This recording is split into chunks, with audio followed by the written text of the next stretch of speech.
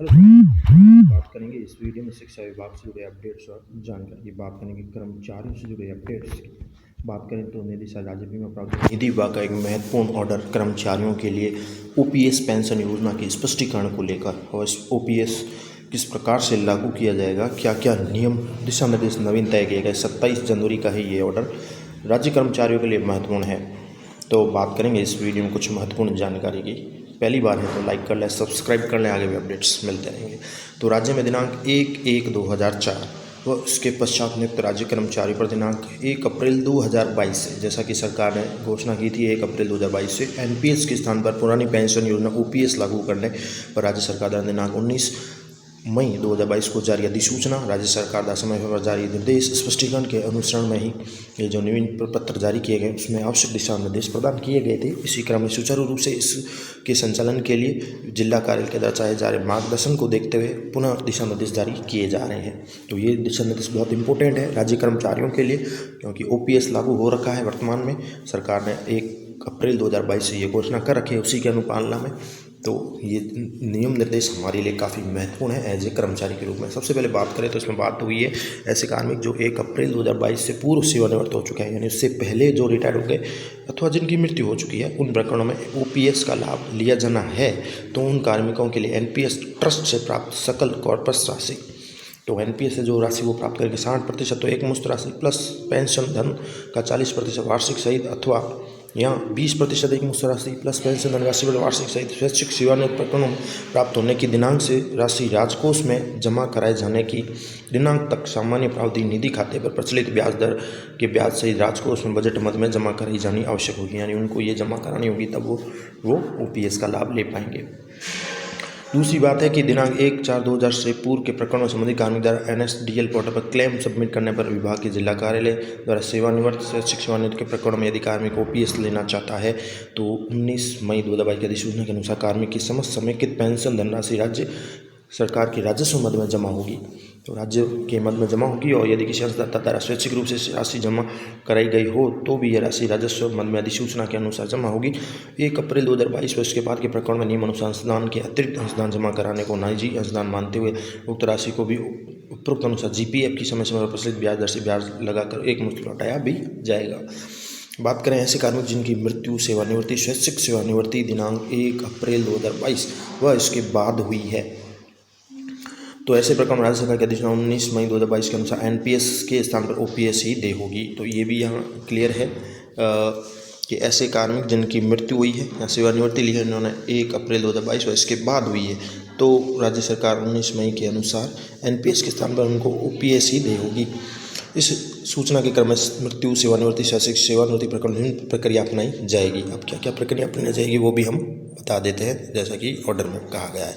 सर्वप्रथम स्थिति ये है कि अधिसूचना दिनांक 19 मई 2022 के अनुसार मृतक कार्मिक के प्राण खाते में एनपीएस की जमा सकल कॉर्पस राशि जो कि डीटीओ जिला अधिकारी के एनपीएस बैंक खाते में प्राप्त होगी, उनमें से एक निजी अंशदान को आरपीएमएफ आरजीएस के पेटे नीति राशि और पूर्व आहरित एनपीएस राशि अगर कोई है तो समायोजित करते हुए जीपीएफ की समय समय पर प्रसिद्ध ब्याज दर के साथ दे राशि मृतक कार्मिक के मनोनीत दावेदार को एक मुश्त भुगतान भी किया जाएगा। आरजीएचएस आरपीएमएस से संबंधित कटौती को बजट मद में जो भी दी गई है वह शेष राशि पेंशन विभाग के बजट मद में जमा कराने का दायित्व संबंधित जिला कार्यालय का होगा। यानी एक मृतक कार्मिक को पीएस की जो भी राशि है वो उसको जमा करानी होगी आरजीएचएस की भी कटौती कराते हुए। इसके साथ ही कार्मिक की मृत्यु के कारण उत्पन्न दावों में पेंशन बजट मद में राशि स्थानांतरित पूर्व जिला अधिकारी सुनिश्चित करेंगे मृतक कार्मिक के दावेदार मनोनीत पेंशन योग्य है या नहीं। इसके लिए जिला अधिकारी मृतक कार्मिक के आहरण वितरण अधिकारी डीडीओ से उक्त संबंधित सूचना प्राप्त कर लें, और यदि कोई दावेदार मनोनीत पारिवारिक पेंशन योग्य नहीं हो तो ऐसी स्थिति में दावेदार मनोनीत को एनपीएस में जमा सकल यानी संपूर्ण कॉर्पस राशि एक मुश्त भुगतान किया जाना सुनिश्चित करें।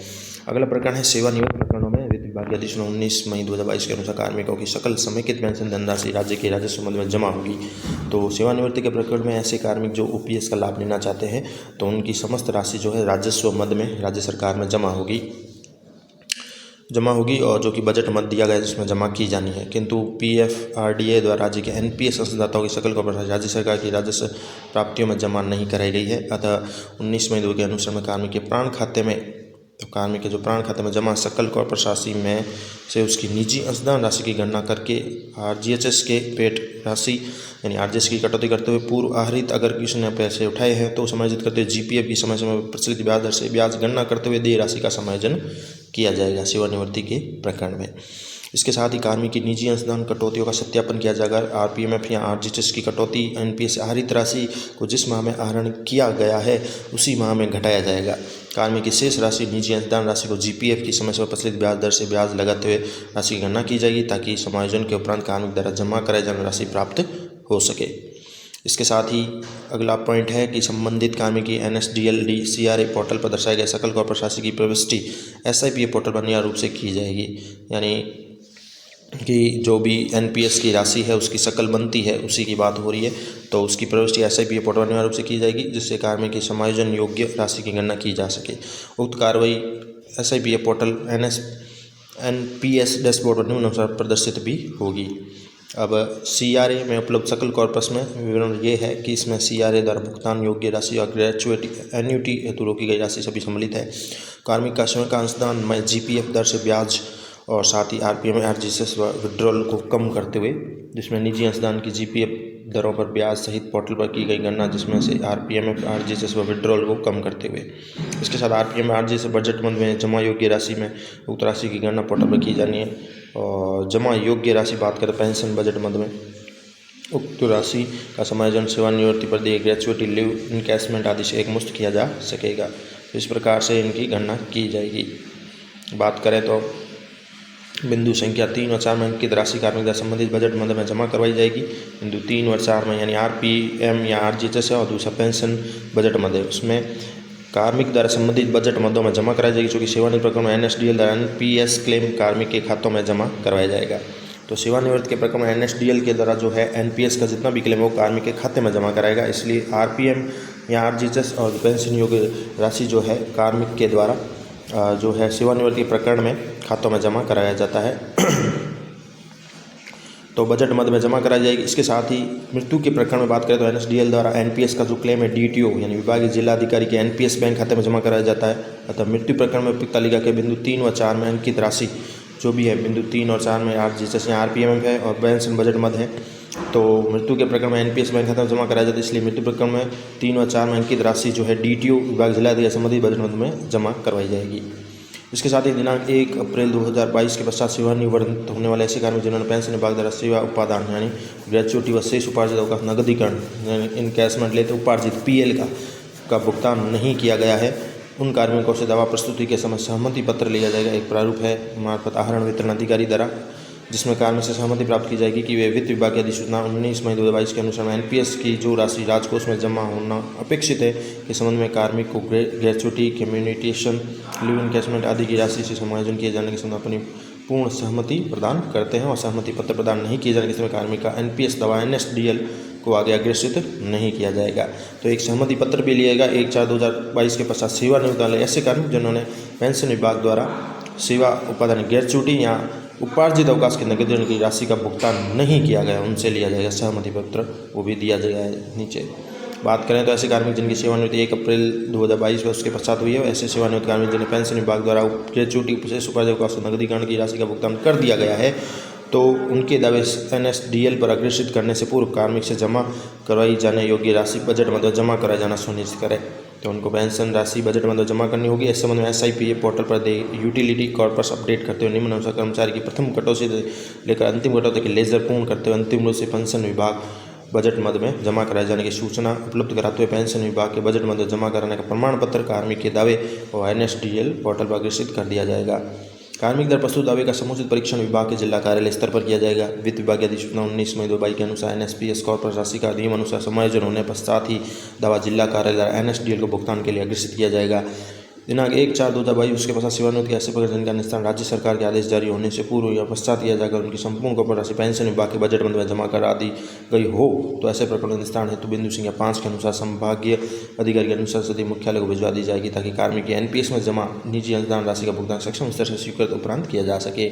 एनपीएस से आहरण डेबिट की प्रविष्टि एसआईपीएफ पोर्टल पर किया जाना सुनिश्चित करें। यानी जिसने आहरण कर लिया अभी वर्तमान में जो बीच में कुछ लोगों ने आहरण कर लिया था, कर्मचारियों ने, उसी की बात है। तो कार्मिक आहारित राशि पुनः GPF 2004 में जमा करवाई दी गई हो तो उसका भुगतान कार्मिक मनोनीत को GPF 2004 से किया जाएगा। ऐसे कार्मिक जो 10 वर्ष की सेवा पूर्ण करने से पूर्व ही सेवानिवृत्त हो गए हैं, जिनके द्वारा सेवा से त्याग पत्र दे दिया गया है, तो उन कार्मिकों का सिविल सेवा पेंशन 1996 के अंतर्गत सेवा उपादान नियमानुसार देय होने पर ही सेवा उपादान राशि का भुगतान किया जाएगा। 5 वर्ष की अर्हकारी सेवा पूर्ण करने से पूर्व सेवानिवृत्त होने व सेवा से त्याग पत्र देने की सेवा उपादान राशि देय नहीं है। ऐसे कार्मिक द्वारा राज्य सरकार द्वारा PFRDA में जमा करवाई गई राजकीय अंशदान उस पर अर्जित रिटर्न के बराबर राजकोष में जमा करवाने पर उन्हें NSDL पोर्टल पर प्रस्तुत किए जा सकेंगे दावे। यदि ऐसे कार्मिक बात करें तो राज्य सरकार के हिस्से की राशि में से भी NPS ट्रस्ट से कोई राशि प्रत्याहरित की गई है तो उस राशि को जमा किया जाएगा। राशि जमा होने के कारण प्रमाणीकरण की सूचना IFMS 3.0 में जोड़े जाने का प्रावधान किया जाएगा। जब तक ये प्रावधान नहीं हो जाता तब तक विभाग द्वारा पेंशन विभाग को इस संबंध में सूचना प्रेषित की जाएगी। इसके साथ ही कार्मिक की प्रथम कटौती से लेकर दिनांक 31/10/2011 तक NSDL पोर्टल पर अनअपलोडेड लेगेसी राशियों का समायोजन भी बजट मद दिनांक 1/11/2011 से लेकर 31/2022 तक की शेष राशियों का समायोजन संबंधित बजट मद मुख्यालय स्तर से किया जाना है। किसी कार्मिक की कोई भी कटौती NSDL पोर्टल पर स्थानांतरित होने से रह गई हो तो उक्त कटौती को SIPF पोर्टल पर अपडेट करते हुए सर्कल कॉर्पोरेट में से समायोजित किया जाना है। किंतु उपरोक्त कारणों से विभाग को प्राप्त होने वाले क्लेम के निस्तारण की प्रक्रिया अप्रभावित रहेगी। उपयुक्त अनुसार नियम NPS द्वारा निस्तारण का कार्य अविलंब रूप से पूर्ण किया जाना सुनिश्चित किया जाए। उक्त निर्देश के तत्काल मानना सुनिश्चित करें। क्रियान्वयन में यदि कोई कठिनाई विरोधाभास हो तो इसके लिए आप अतिरिक्त निदेशक GPF 2004 को सूचित भी करें। अब आपको बता देते हैं ये प्रारूप भी दिए गए हैं जो वित्त विभाग की अधिसूचना 19 मई 2022 की अनुपालना में NPS यानी नवीन स्तर पेंशन के स्थान पर OPS लागू किए जाने फलस्वरूप कार्मिक को किए गए भुगतान का प्रमाण पत्र है। उक्त प्रमाण पत्र 1/4/2022 के पश्चात मृत्यु व सेवानिवृत्ति के प्रकरणों के लिए मान्य है। यानी 1 अप्रैल 2022 के पश्चात जिसकी मृत्यु या सेवानिवृत्ति उनके प्रकरणों के उनको ये देना होगा। OPS लागू किया तो कार्मिक को किए गए भुगतान का प्रमाण पत्र होगा ये, जिसमें उस काम में क्या अंशदान, पद विभाग, प्राण नंबर, एम्प्लॉय ID, जन्म दिनांक, मूल वेतन, राजकीय सेवा नियुक्ति दिनांक, सेवानिवृत्ति मृत्यु दिनांक, प्रथम कटौती से सेवानिवृत्ति मृत्यु दिनांक, NPS में जमा व समायोजन योग्य राशि, कर्मचारी का अंशदान, राजकीय अंशदान क्या है, भुगतान या जमा योग्य राशि का विवरण, कॉर्पोरेट राशि, समायोजन योग्य राशि, ये सब डिटेलें हैं। राजस्व संबंध में स्थानांतरित राशि विशिष्ट टिप्पणी है। ये प्रमाण पत्र जो है संयुक्त निदेशक या उप निदेशक राज्य बीमा प्रावधान विभाग द्वारा प्रमाणित किया जाता है कि अधिकारी कर्मचारी के NPS की समस्त खर्चों की जांच मिलान भुगतान कर दिया गया, कोई राशि जो है बकाया नहीं है। इस प्रकार का ये प्रमाण पत्र दिया जाएगा राजस्थान सरकार राज्य बीमा प्रावधान निधि विभाग के द्वारा। और सहमति पत्र भी है जिसमें कार्मिक को सहमति देनी तो 50 रुपये के नॉन जुडिशली स्टॉम्प पर नोटरी पब्लिक सत्यापित कर वसूली है, जिसमें कोई भी कर्मचारी है तो उसका नाम वगैरह, निवासी, सेवानिवृत्ति संधारित पद, विभाग का नाम, सेवानिवृत्ति खाता, प्राण नंबर, एम्प्लॉय ID। मैं दिनांक जब तो घोषणा करता हूँ कि मैं पूर्व में राज्य सरकार द्वारा घोषित NPS का अंतर अब मैं राज्य सरकार द्वारा जारी अधिसूचना के पालना में NPS सिद्धांतों के लागू ओल्ड पेंशन के तहत पेंशन लेना चाहती हूँ। मैं राज्य सरकार द्वारा NPS का OPS लागू किया अंशदाता द्वारा राजकोष में जमा करवाए जाने योग्य राशि के संबंध समय पर जारी किए गए निर्देश नियमों के बारे सहमति प्रदान करता हूँ।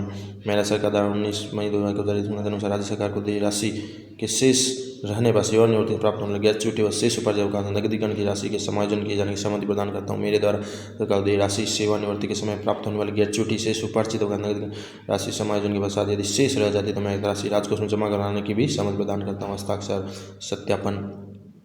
तो इस प्रकार से ये भी एक प्रारूप दिया गया है जिसमें कोई कार्मिक जो है अपने बात करें तो वो सहमति देता है कि मैं जो है NPS के स्थान पर OPS लेना चाहता हूँ। इसके साथ ही मेरे जो भी समायोजन राशि करनी है, जमा करानी है, निकासी है, उसकी भी सहमति प्रदान करता है। ये सहमति पत्र भी है। तो मोस्टली ये सबके काम आने योग्य ही है। 1/4/2022 के पश्चात मृत्यु व सेवानिवृत्ति के प्रकरणों में इसके स्थान पर OPS को लेकर भी ये क्लेरिफिकेशन है कि किस प्रकार से OPS लागू किया जाएगा सभी कार्मिकों के लिए। तो ये महत्वपूर्ण दिशा निर्देश थे एज ए कर्मचारी के रूप में आप सभी के लिए। अधिक जानकारी हम विभाग व जिला कार्यालय से ले सकते हैं। धन्यवाद।